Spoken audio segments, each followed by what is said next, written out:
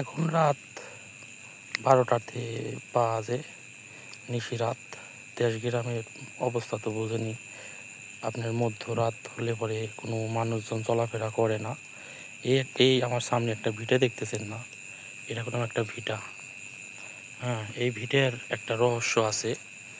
মানে আমরা যখন ছোট ছিলাম, ধরেন 10-12 বছর বয়স, আমরা এই ভিটের পিছন দিয়ে এই মাছ ধরার জন্য এই চকে বড়শি দিতাম। আর এখানে ভিটের ভিতরে বাইদের ভিটে, এটার নাম। এই বাইদের ভিটে একটা আছে, মানে এটা মানুষকে ভয় দেখানোর জন্য সবসময় ইটে বা গারুম গুরুম করে। আসলেও ভয়ানক একটা বিষয়।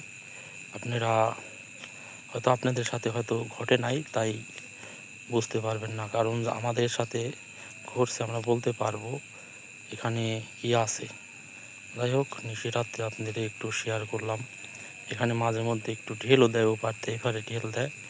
কিন্তু এখন আমি একটা লাইট কিনছি, এই লাইটের মাধ্যমে আমি দেখার জন্য চেষ্টা করি মাঝে মধ্যে যে আসলে ওটা কি, কোনো রহস্যময় কিছু তো অবশ্যই আছে। যাই হোক, এখানে একটা বাইদে আইসা মারা গেছিলো, তার মাটি দিয়েছে ওইখানে, ওই ভিটের মাঝখানে।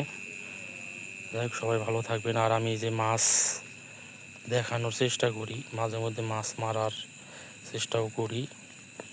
আসলেও নির্জন এলাকা। আপনি এটা আবার কি দেখেন, এই যে এটা মানুষ দেখলে পরে তো অবশ্যই বসে দেখেন, এটা বসে রয়েছে কি, কি অবস্থা!